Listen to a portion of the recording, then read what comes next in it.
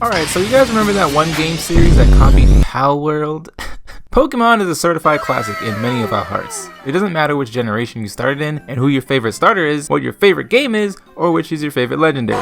Okay, yes, I know those things definitely 100% matter, but not in this video.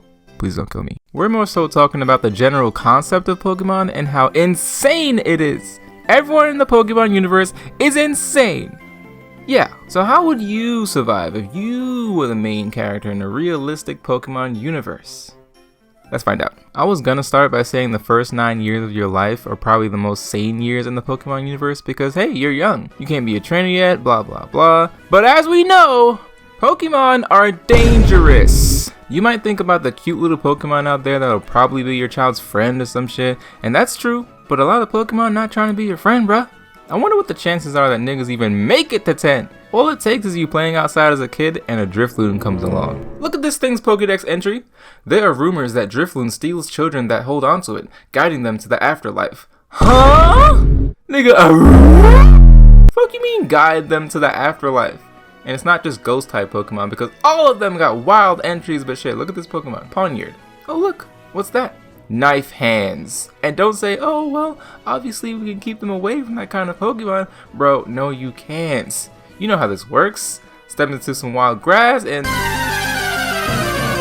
okay, yes, in a realistic Pokemon world they can run away, but some Pokemon travel in bunches. So now your 8-year-old kid is surrounded by death. But alright, fine. Let's say your kid can avoid all that because maybe they were taught to avoid scary looking Pokemon.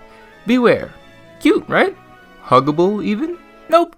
Death. And don't say it wouldn't hug a kid to the afterlife, alright? Because why would it do it to anyone? Fast forward a couple years. Congratulations! You're 10! Let's go! You somehow avoided death all this time and you ain't had one bad experience with Pokemon, so you about ready to go. You waved goodbye to your mom who's just okay with letting her little child go on an almost certainly deadly adventure. And that's it! Time to be the champion or whatever. Now the added danger of all kinds of Pokemon hurting you is a thing. Not just the ones from your hometown. And there's battles now. Oh, but it's okay. The Pokemon fight each other in battles. No one's gonna hurt the actual trainer, right? Right? What's to stop a butthurt trainer after you sweep their team from telling their Growlithe to use Flamethrower on you? Straight light your ass up while you walking away think you really the main character. And even if they don't do that, what's really stopping an attack from their Pokemon hitting you while y'all in battle? All it takes is your Pokemon to dodge one attack wrong, and next thing you know you taking 100 miles per hour Steel Wing to the face. At 10. Adventure over, little bro. Pack it up. Now say you win without getting smoked. They have to pay you, right? I mean, that's the rules, right? Do they, bro? Who enforces that? If I get smoked by some little kid, I'm not paying up. I'm just being honest. Cause what are they gonna do? Exactly. Better get your little ass on, man. Better get your little ass on. I ain't losing. Okay, so now we're at the point in the adventure where you're in a big city, right? Saffron, Mauville, Castelia, Lumiose. Big, right? You're still a kid. 10. We just gonna act like humans aren't a problem either? We just gonna act like humans won't use Pokemon to help them do unspeakable shit? Nah. Don't say they won't because Pokemon do bad shit, don't lie. And we get into that in a second too. There's Pokemon out there that can kidnap a 20-year-old man, let alone a 10-year-old one.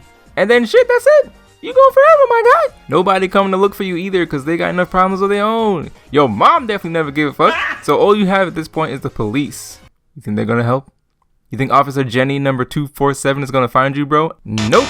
Way too much crime happens in broad daylight to make time to find you in that basement while somebody's Cofrerigus blocks the way out.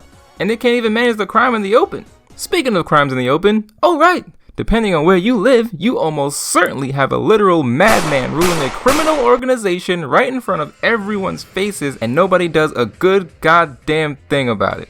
In fact, it's so much nobody that you, my friend, are responsible for taking down the entire organization. Yep, 10-year-old you. That's hundreds of battles over and over, and you have to beat the odds of catching a stray attack to the face. Actually, in reality, these gang members ain't even trying to battle. They see some kid walking up to them with a Pokemon talking about some challenge me. Next thing you know, their Weezing uses Smog and you're dead before you can throw your Pokeball. That's a gas cloud poison type move, people. Poison. Dead. And by some miracle, if you get through all those people alive, and that's a big miracle by the way, you have to beat the boss. You think he's gonna fight you honestly? For real? Guy's got street cred to protect. If the Pokemon don't do it for him, he's gonna use a move of his own. A punch to the face. I'm not even gonna talk about the legendary because realistically, you not seeing it. You not seeing it, you not touching it, and you definitely not catching it and using it in battle. You not that special. You not special. Sorry, I'm sorry. Here's another crazy thing about Pokemon. Everyone you fight for the most part is an adult. Some people are old. And here you are in your first week training Pokemon and you're supposed to beat these people with 20 years of experience? How would a 10-year-old get through any gym realistically? Well, the gym leader brings out a noob set of Pokemon to fight the new trainer?